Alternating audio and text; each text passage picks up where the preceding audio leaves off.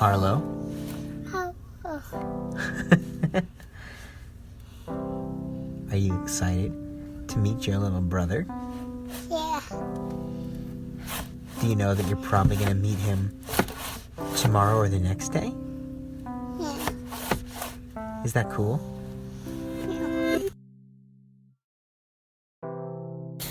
Isaac, it's 5:47 in the morning on December 18th.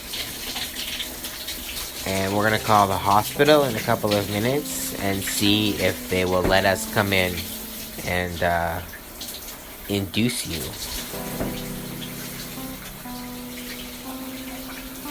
Because you're late, you're overdue, and you're a very big boy, we think. So, it's time. Isaac, it is 7:50 a.m. and we are in the hospital, room 266. We're gonna get your mother hooked up to some various doodads and get the process rolling, hopefully soon.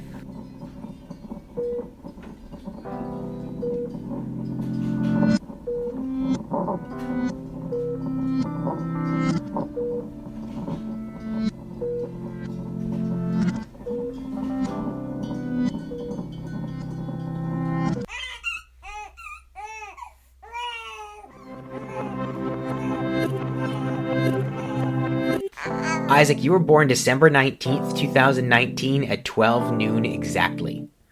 You were actually due a couple of days before that, and we were worried that you were going to hang on until Christmas. And we were worried that if that happened, the nurses and midwives who had to work that night would be mad at us. We also thought maybe you'd think having a birthday so close to Christmas would distract from the attention that you deserved. Not from us. December 19th is my new favorite day in December, and I can take or leave the rest of them at this point. But we wanted you to get your due appreciation from friends and extended family, and everybody's schedule is always so busy around the holidays. I mean, normally.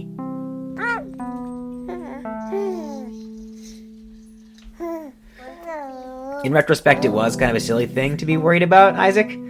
We didn't know there was going to be a global pandemic just months after you were born, while your mother was still in the process of recovering from giving birth to you. We didn't know how much that pandemic would shrink your world in the first year of your life, and how you would grow and develop and become such a funny and charming little person before you met nearly any of our friends and a lot of your own family. We didn't know how much you'd have to grow up seemingly invisible to so many people so close to us, so few places and so few people accessible to you for months and months with still no end in sight. Kind of a bigger deal than a Christmas birthday. And I'm so sorry, Isaac, that this is the hand that you were dealt. But please also know that your father wouldn't have had it any other way. I don't know how I would have made it through this pandemic without you, Isaac. My days are never dull, and I never feel lonely because of you and your brother. I tried to. And your brother, who in many ways is thriving and developing and learning everything so quickly, is also so stifled by this thing out there. It was too He is a born extrovert, something that I really had to learn, but he had it right away. And I worry now that he will lose that he'll lose his love for people because he only sees them on FaceTime screens. It's another reason I feel so lucky to have you. For him. I don't know what he would do without you either.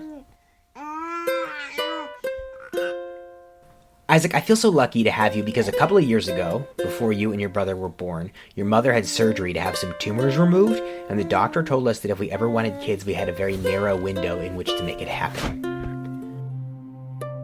That's why we started trying again, so soon after your brother was born, we wanted to make the most of the window we had, however big it was.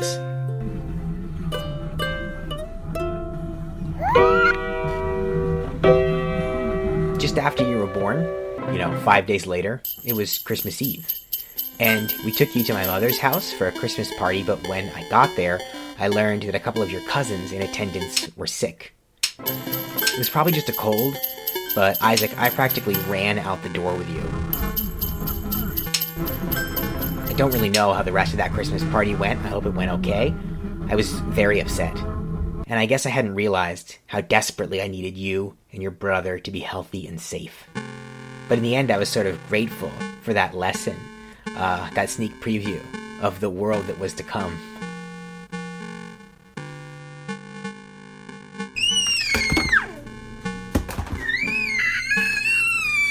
Isaac, the pandemic started in this part of the country around March of 2020, but for us, it started a little bit earlier in a way.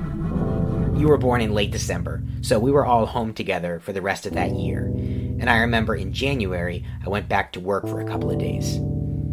I was so nervous for your mother, having to handle 2 kids alone for the first time, particularly as she was still struggling with some postpartum complications, which we soon learned was a blood clot. She had surgery in January, and you went with her back to the hospital. She recovered actually in the maternity ward again because you needed her for food. And you're a little bit clingier to your mother than your brother ever was. You're still not especially wild about being held by me sometimes. And I think those nights in the hospital, those surgeries, had something to do with it. And yeah, I do mean surgeries plural, because after the first blood clot was removed, your mother developed another bigger one that was also removed. So I started working from home during all of this, and we really had no resolution to your mother's health by March when everything shut down and made access to regular non-coronavirus related healthcare very fraught and hard to come by for a long while.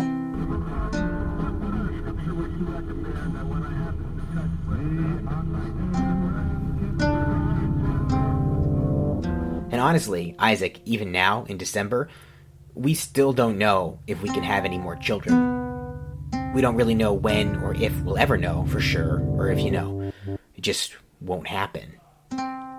There's been a lot of stuff going on this entire first year of your life. The pandemic was just one of many difficult threads. And again, I don't know how we could have done it without you. And I think you know that. I think you understood right away how much we needed you to be healthy and strong and resilient, which you are. I remember when your brother turned 1, I felt this sigh of relief.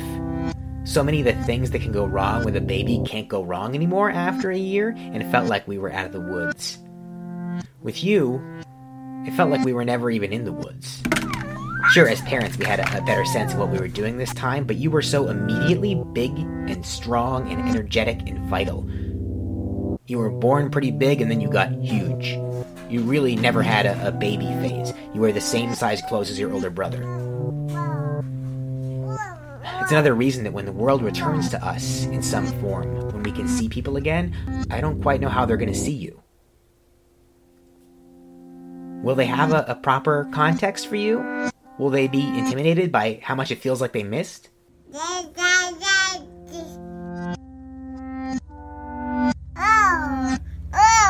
Isaac, I don't want you to belong to just me and your mother and your brother. I want you to belong to everyone. I want you to be a part of this world that I love so much, and it pains me how little I've been able to show you so far. Sometimes I put you on my lap when I'm in Zoom meetings and I see your face light up when you see other people. Other people, doesn't matter who. What matters is they're new, different people to experience. That's one of the best things about life, Isaac. Other people. We'll get there. Sometimes I'm so grateful that you won't remember any of this. Though I wonder, in some ways, if you will remember. A lot of good things also happened in your first year, Isaac. The world woke up to racial injustice a little bit more, a long awakening process that our country is always fighting through, but this year I think brought more movement than most. In sort of related news, our current president is about to be our former president. We probably won't discuss him very much in our household, but you can Google him and see why it's a good thing that he's gone. Meanwhile, your mother got a new job after her old boss was forced into retirement. It was a whole thing, but it all worked out for the best. And your father started a new and fulfilling career. Your Uncle Morgan is going back to school in January. Your grandfather, my father, retired, which is something he's been threatening to do for a long time. You did meet your grandfather at least once, I think, so far. And your mother and I, along with your Nana and Oji, and our HVAC guy John, and our electrician Marty, we've made a lot of improvements to this house, making it safer and brighter and warmer for you. And when I look back on this year, this first year of your life, I think I'm mostly going to remember the good stuff.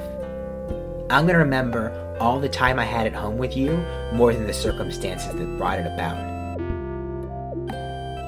And when I think about the bad stuff, I'll always think about how glad I was to have you with me for it all. I love you so much, Isaac Parker Little. Happy birthday. That's really all I wanted to say. Happy birthday.